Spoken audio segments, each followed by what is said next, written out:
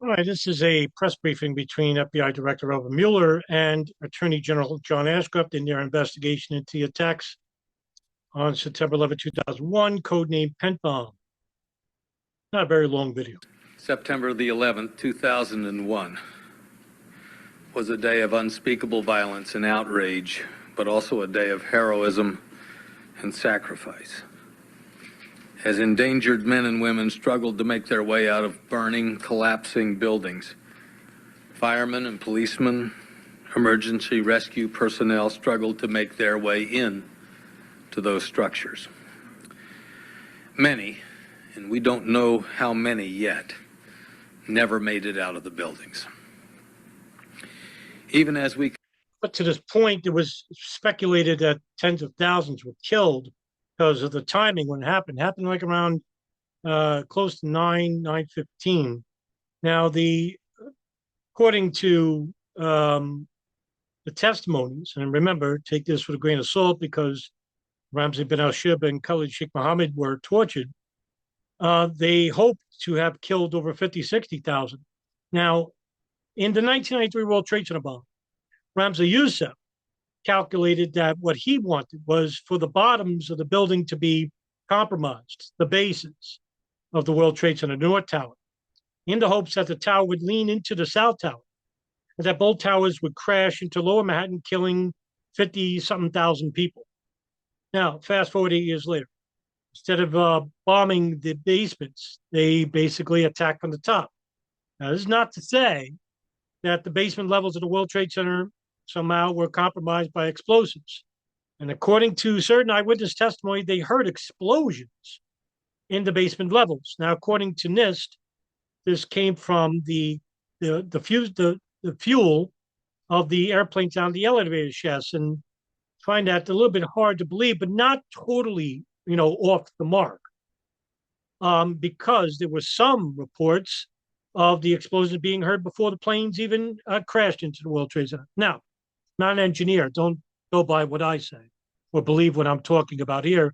Go to the authorities that talk about this subject and have a background proven in their respective fields. So what they want, according to Ramzi bin al-Shib and Khalid Sheikh Mohammed, what they wanted was to basically have the towers, the attacks of the World Trade Center, killing tens of thousands with the plane crashes into the World Trade Center. And I don't know whether they expected the towers to collapse because they never really spoke about it. But according to Khalid Sheikh Mohammed in his interview with Yosri Fruta of Al Jazeera, which, according to Nick Fielding, the author of Masterminds of Terror, who I've interviewed, who was friends with Yossi Fruta, the CIA has the video of Fruta interviewing Khalid Sheikh Mohammed and Ramzi bin al-Shib. And they did hope that the towers did collapse. So how many did they calculate? I'm not sure. I don't think the point was how many would die. I think the point was we can actually target the United States and threaten their skylines while hitting sensitive targets. In other words, we can get to you. Continue to hold out hope that more of these brave Americans will be found alive. It is my duty as Attorney General to begin to process the provision of relief to the families of public safety officers who sacrificed so that others might survive the attacks of September the 11th. The Public Safety Officers Benefits Act of 1976 provides for approximately $150,000 in benefits to the families of law enforcement officers, firemen, emergency response squad members, ambulance crew members who are killed in the line of duty. This morning, the President of the United States, President George W. Bush, directed me immediately to implement procedures to streamline application processes and approval processes of claims for benefits under this act. Pursuant to the President's directive, the Department of Justice this morning has taken the following actions to expedite the delivery of benefits to public safety officers' families. First, the existing regulations under the Public Safety Officers Benefits Act requires that officers' families and employing agencies fill out individual forms certifying that the officer was killed in the line of duty and that no disqualifying circumstances were present, and that the officer was in fact related to the family members seeking the benefits. These regulations direct the Bureau of Justice Assistance in the Justice Department to give substantial weight to evidence presented by federal, state, and local agencies and to resolve in favor of payment any reasonable doubt concerning the circumstances of the officer's permanent disability or death. Later on, the fire department of New York basically would suffer from like old equipment. It's not related to Ashcroft's point, but interesting. You talk about benevolent pay, and this was in the 9/11 Commission, the early days of the commission, in which when Giuliani was giving an opening statement, you can actually hear people in the background. Well, the fire department had outdated equipment, and they couldn't radio in time to evacuate or get certain help when they needed, and a lot of them perished that way because they had no communication with other firemen. So, I mean, in regards to local and state federal emergency agencies, this was a huge issue with the fire department of New York. I mean, that's changed now, but it should have changed a long time ago. View of the unprecedented Giuliani loss took a of lot of life heat and the debilitating injuries to public safety officers, I have directed, pursuant to the President's request, that this process be streamlined in this case. I am directing the Office of Justice Programs to exercise the full scope of its direction and its discretion under the statute and regulations to accept applications, consider evidence justifying claims, and to process prompt payment of benefits.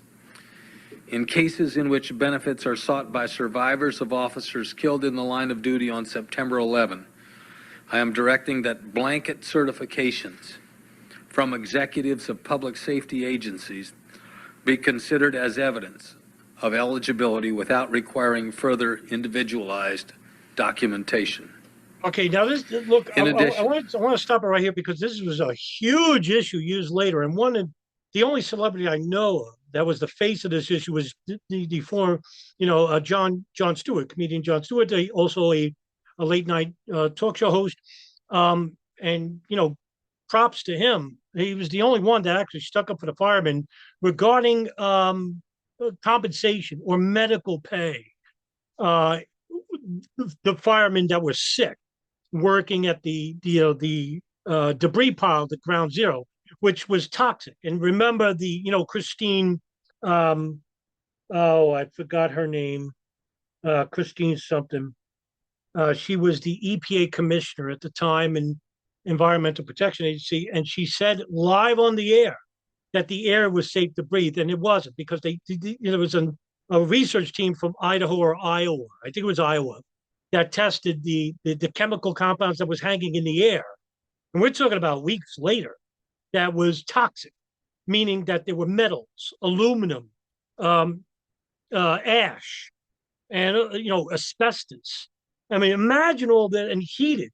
Remember, the dust was heated. I mean, there was fires even still weeks later underneath the pile because there was so much steel keeping the fires alive at the bottom. And God knows if there was any chemical accelerants that was used to bring down the towers.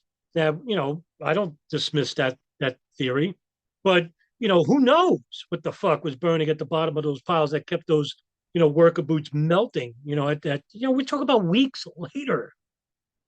Nevertheless, the fire department again suffered in this area more than anybody, and you had even the New York Police Department and EMS.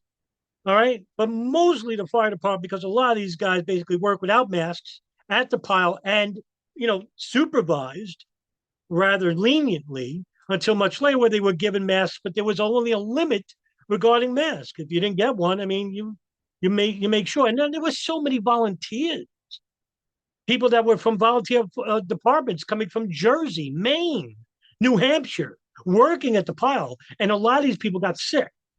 And over the years, so much so, millions and millions and millions of dollars that were, not afforded to these men because they weren't protected by the Environmental Protection Agency or the fire department themselves because they didn't have the funding from the state. And a lot of these guys suffered. I mean, they had cancer. I mean, it was fast acting cancer. I mean, in less than 10 years, hundreds of these people died. And they're still dying off currently. It's 2025. It's just a horrendous tragedy for the state of New York to leave these guys high and mighty. And it took Jon Stewart to go before, a House Senate Select Committee and beg for funding for these people. The family claim form will be abbreviated and streamlined. Secondly, the Department of Justice's Office of Justice Programs is immediately making available additional resources to see that the claims of fallen officers' families are processed as quickly as possible.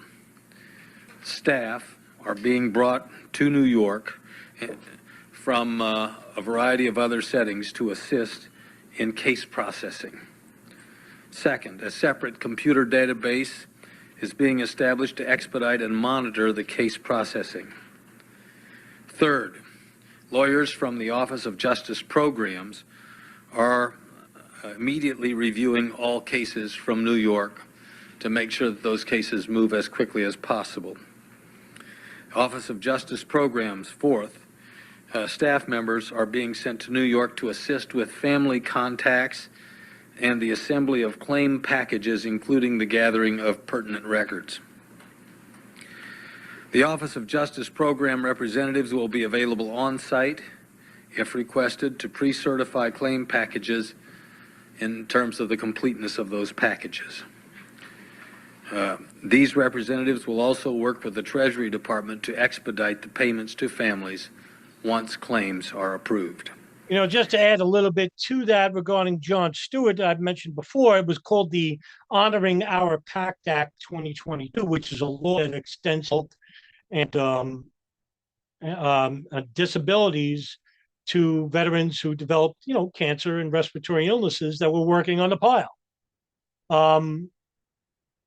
And he was, a lot of people give Jon Stewart flack for being a progressive and blah, blah, blah. But I mean, at least, he was a major league voice regarding this issue. And he was also an Iraq war opponent.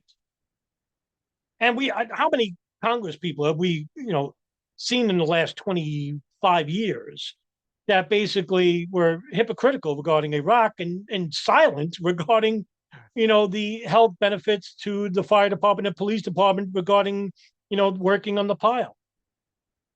I mean, how bad is it that it took Jon Stewart to bring an issue to this? The provision of benefits is an insufficient but a necessary response on behalf of the American people to the unknown number of individuals who fought fires, law enforcement officers, and medical rescue personnel who died answering the call of their fellow citizens on September the 11th.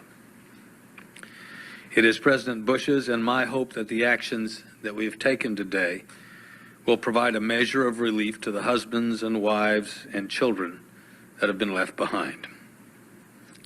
I know that it is the nation's hope that this assistance will stand as a gesture of the inexpressible gratitude that so many Americans feel, as well as a small tribute to the honor of the sacrifice of those who were willing to lose their lives so that others might be saved. Yeah. Additionally, today I announced with the Treasury Department a step that has been taken to provide additional security at airports across the country. As airports reopen and as travel is resumed, there will be substantially increased security presence on the ground at designated security checkpoints throughout the country.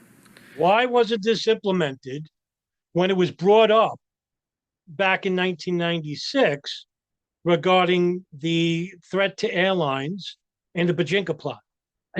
The 9/11 Commission even talked about this issue.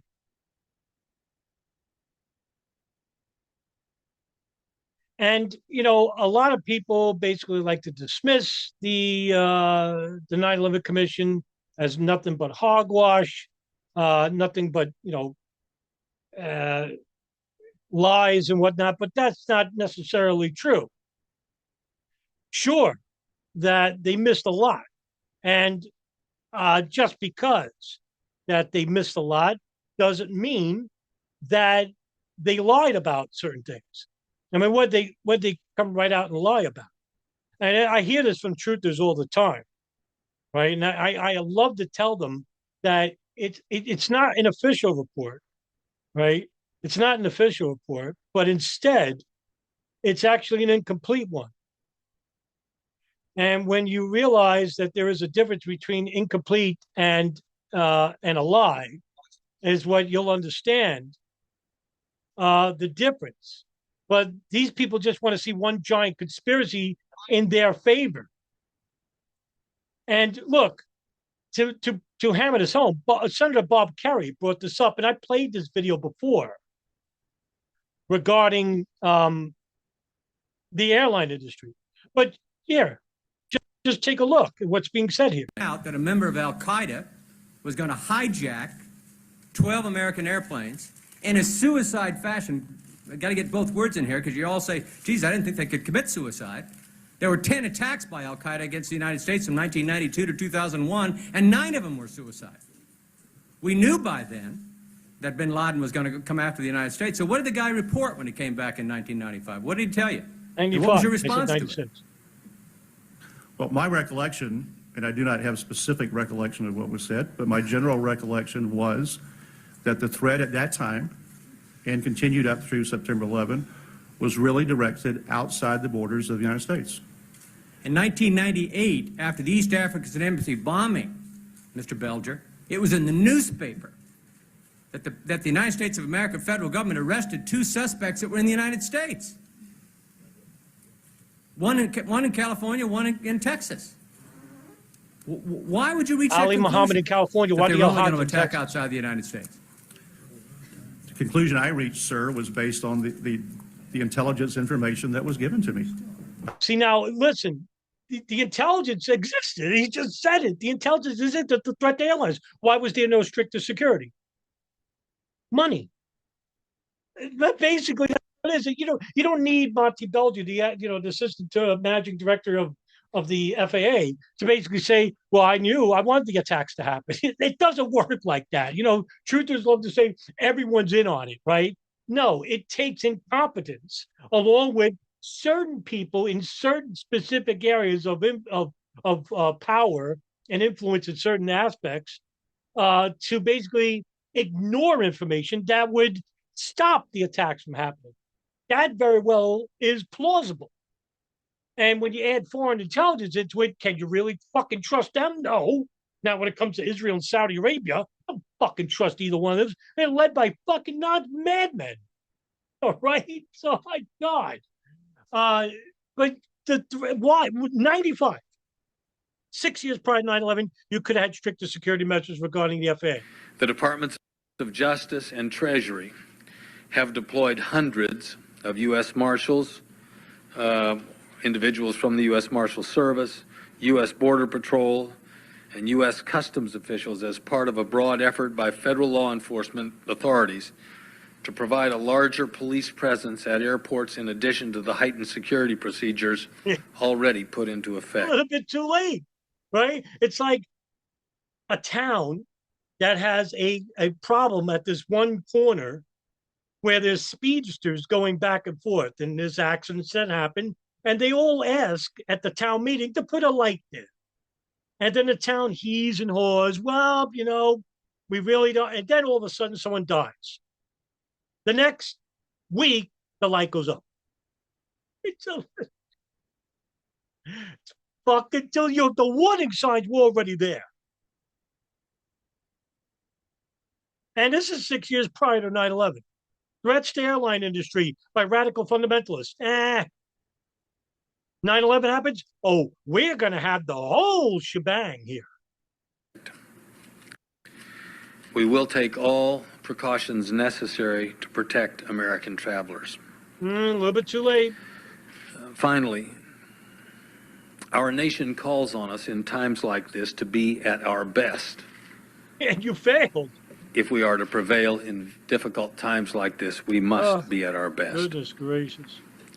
Since Tuesday, the Justice Department has received reports of violence and threats of violence against Arab Americans and other Americans of Middle Eastern and South Asian Coming descent. from ignorant fucking people who are We racist. must not descend to the level of those who perpetrated Tuesday's violence by targeting individuals based on race, religion, or national origin.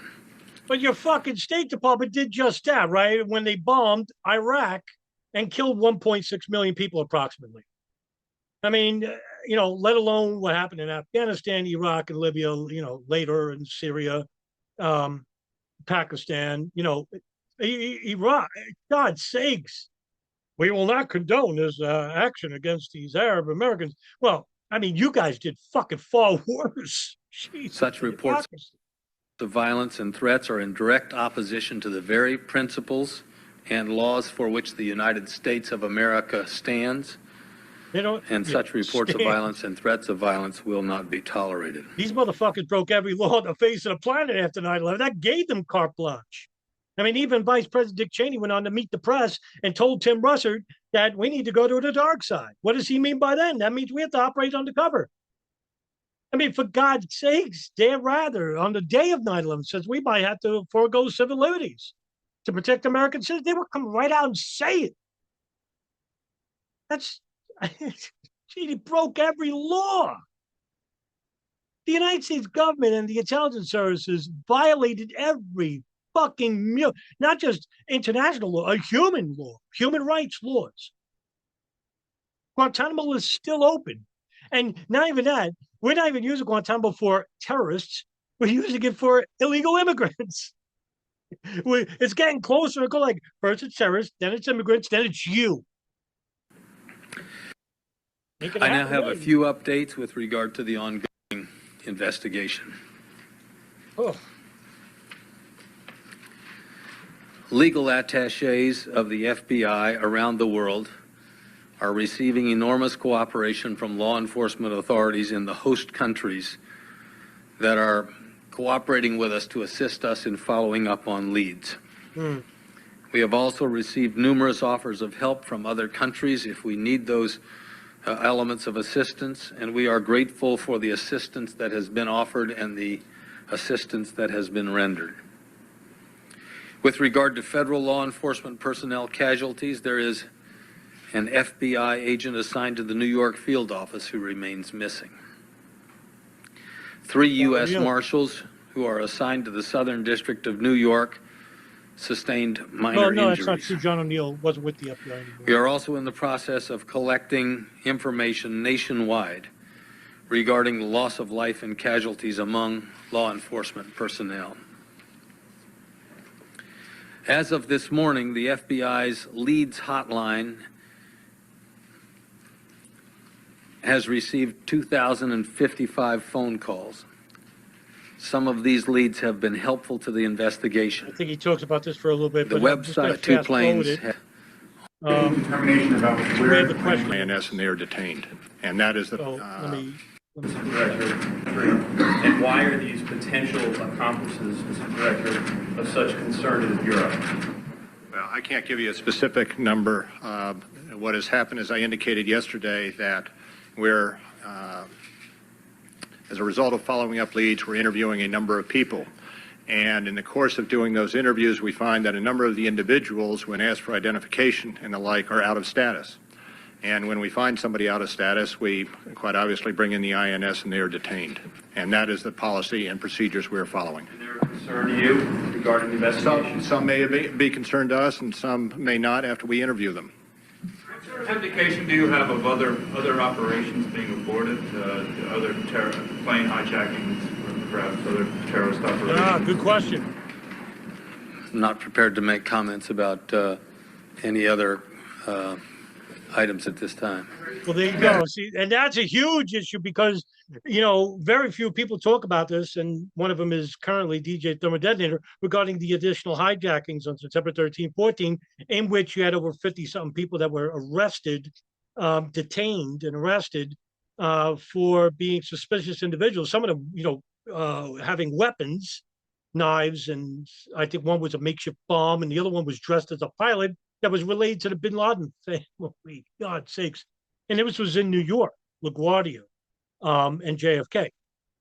And on top of this, you had, what Khalid Sheikh Mohammed wanted was two waves of attack. The first additional wave, and then days later, when there would be a second wave. Hours later, there would be a second wave of attacks. But thanks to the heroic work of Ben Sliney, who is the managing director, the assistant or acting director of the FAA, of United Airlines. He basically called for all United Airlines to come down. And then later, it was Norman Mineta, the director of the Transportation Authority director. He called for all planes to come down afterwards. But nobody talks about Ben Sliney. Any determination about where the plane crashed in Somerset County might have been? I missed. Any determination where the plane And this goes against, by the way, this goes against the official narrative that truthers like to say regarding 19 hijackers. There were more. Now, who the hell were these people? Were they Al Qaeda? Were they somebody else? We don't know. We deported these people when they were arrested. Why? TMZ, of all people, fucking TMZ, broke about United Airlines Flight 23. I did a podcast on this 3 years prior to the TMZ broadcast. Very few people talked about it. DJ Thermodetonator, Paul Thompson, few people talked about it. Unbelievable how no one talked about that issue. So this goes to show you that there were going to be more planes hijacked. You remember the original plot for the planes operation was to hijack 10 planes to have them all crash. Where did that come from? The Bajinka plot. I mean, what his target might have been and what happened to cause that plane to crash where it did. I think it's fair to say that we're unable to comment on that. How many associates? What are you looking at? How many hijackers and associates do you have? Well, obviously, I've just announced that there are 18 hijackers. The number of associates is 18. Is significant, but I don't think it'd be appropriate for me to try and attach a specific. That's something else. Think about it. 18. The FBI had this list. This is September 13th. And according to the historical record, the FBI at Dulles were watching the tapes of the hijackers as they got their boarding passes, went through security screening, and they knew them by name. And that's coming from security, I think a security manager, or I forgot his name. It wasn't Eric Gill, he's a security guard, but it was from the security director. And it was, I forgot his name, but he said that he went into the room with the FBI and the FBI was pointing out the guys by name. How the fuck would they know that? That's September 11th. Hours after the attacks. Few hours. Wasn't long. But that's interesting. That Ashcroft would state there were 18. Now, remember my theory. This is something me and DJ Thermodetonator we were working on, still working on. The theory that there was one mole in the operation. And we think it's Ziad Jarrah. Now, again, no evidence for this. But remember what the people on Flight 93 said. There were 6 calls. 2 flight attendants, 4 passengers. They only saw 3 hijackers, not 4. The only thing stopping me is that you hear Ziad Jarrah's voice on the plane. Or was it a recording? Or was it broadcasted? I don't know. But nobody saw a white guy or a light-skinned guy. They all saw 3 dark-skinned males. Ahmed Al-Nami, Ahmed Al-Haznawi, and Saeed Al-Ghamdi are dark-skinned. Those are the muscle hijackers. Ziad Jarrah was the alleged pilot hijacker. Now we have his boarding pass. Yes, he was there.